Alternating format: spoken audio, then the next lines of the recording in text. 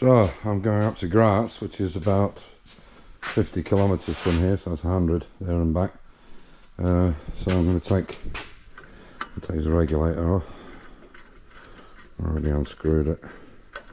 Once it's down to less than 20, you literally have a few, I don't know, 10 minutes on it. It's just not worth messing around with. So I'll take the bottle out.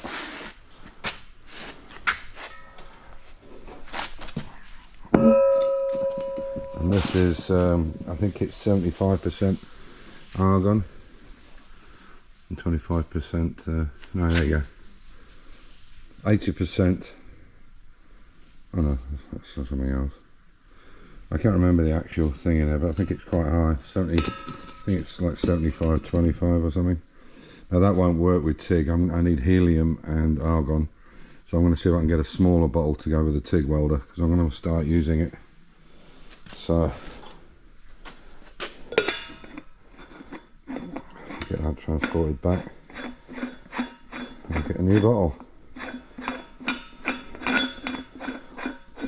I'll take some, I need some new nozzles and I need some new copper tips. They're buggered. That one's got a piece stuck in it by the looks of it. Anyway, so I'll get some more of them, get some new nozzles, get some wire and some bits for my in here I've got a industrial plasma cutter where I need new nozzles and inserts. Right, that's it there. It's a good make, but I need to sort out the end on it. So yeah, that's the nose on it, but these are the bits I need, these consumable pieces. In particular that one, you can see how that's been filed down, and of course now it won't allow the channels in it, so it's too close to the workpiece.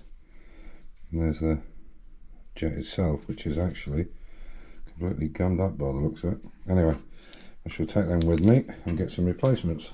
So we got some goodies today up in Graz.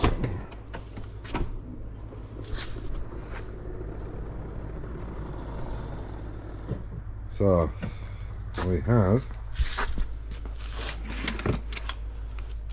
a new bottle of argon and CO2, a bottle of argon for the TIG welder, a proper regulator, the hose.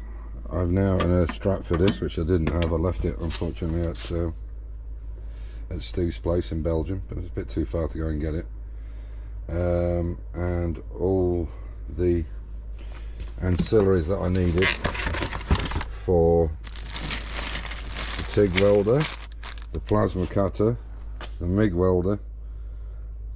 Yeah, that's it. So I've got loads of spares, regulator, everything. And this is the DIY one, which is shit. The DIY cans are not worth buying. They last minutes, especially if the hoses are not great. So I'm in good shape. So this now will sit on top of the welding trolley, and I think there's enough room for that smaller bottle there. So yeah, good. We should be good. Oh, welding wire. I knew there was something. I've got plenty of it. It's just, I thought it'd be good to have a backup, but I can buy that locally if I need to. I've got an adapter to go to a smaller reel. So all in all, good day, got everything we needed. So I spent most of the day in Graz getting all the bits I needed for the welder, the plasma cutter, and the TIG and the MIG and the gas. Anyway, I've got it in. You can see it's slightly sprung out, so I've put those vice grips on the end there, but you can see the bolts are in and they line up really nice. So no problem at all. So I'll bring the cab down on that, and then I can look at the back feet and see how it goes from there. What I'm then going to do is use where are they now? I've got some pieces that I'm going to put on there, that's going to go into there. It won't be these, it's them ones down there on the floor, but I can't be bothered to bend down for it now. but they'll weld into there and then go through there. But I'm not sure how the access is going to be, whether it's just a bolt, a captive bolt, or I can get to it. We'll see.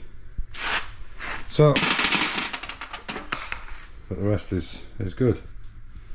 So I'll drop it back down and I'll show you where I am.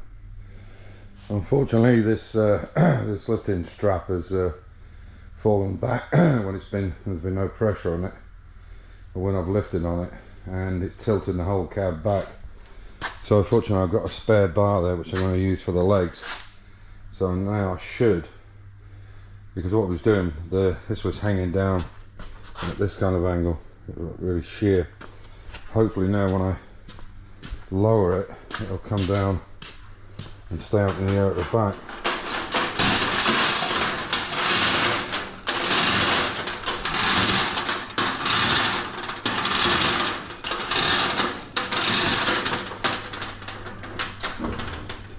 Oh, good. Oh, yes.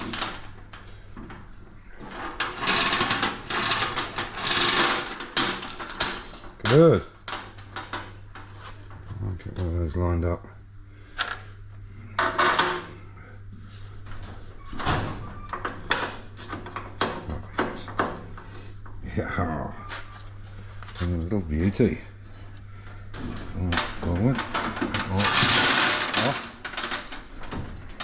That one in.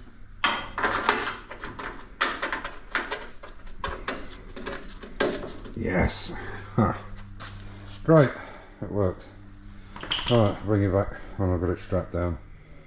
Okay, so that's about as near as I can get it right now. So that means that door's level.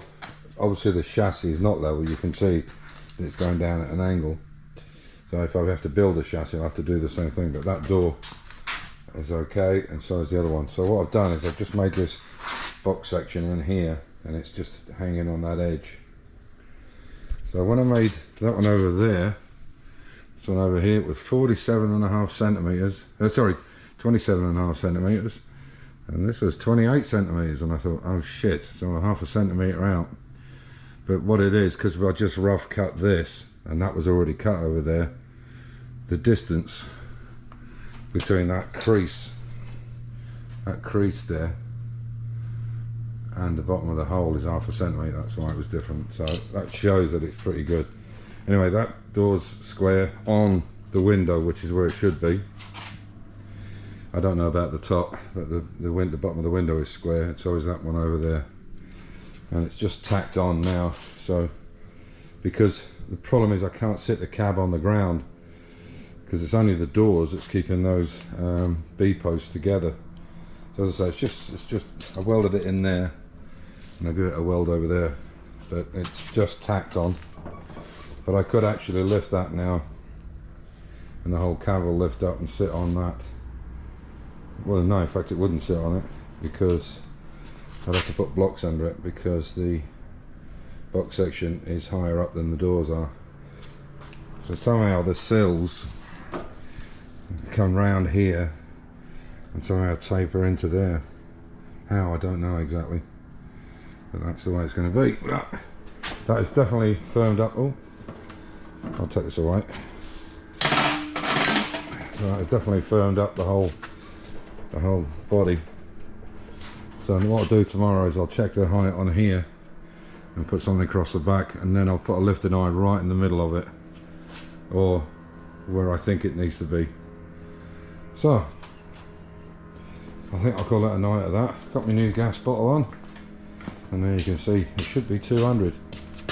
It is just over 200, bang on.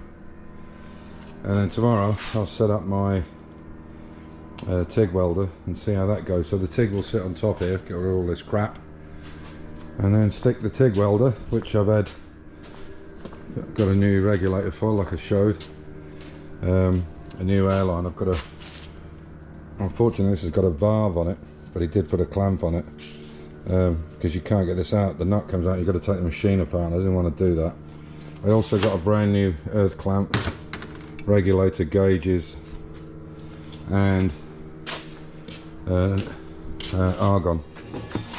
So there we are. So there's the box sections cut off. That That one's much better than that one, but it might be because the cab's in a slightly wrong position, or that panel. I've still got to take these out, but I wanted to make sure I didn't take them out until I got the back and then at least the front leg secured, and then I can take these out without it falling or breaking or whatever. So everything's in.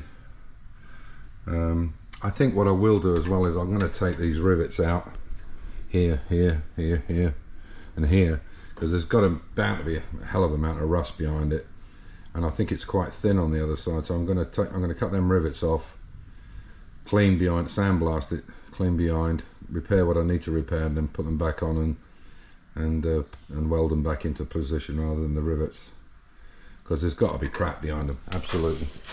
At that age, 86 years old or 84, whatever it is. In fact, yeah, I can see a hole through there. So I think we'd better take them off, and then I can put a repair piece in before I put them back on, and I'll just mark exactly where they are and put them back in the same spot, but clean them. There's got to be crap, there's got to be rust behind them for sure.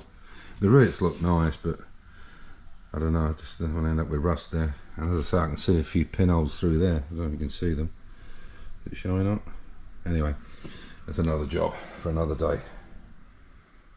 Okay, so that side secured there, and that side secured there. So what I've done is I've measured from, I'll show you, I've measured from the bottom of this bar here straight up to this lip, which is 104.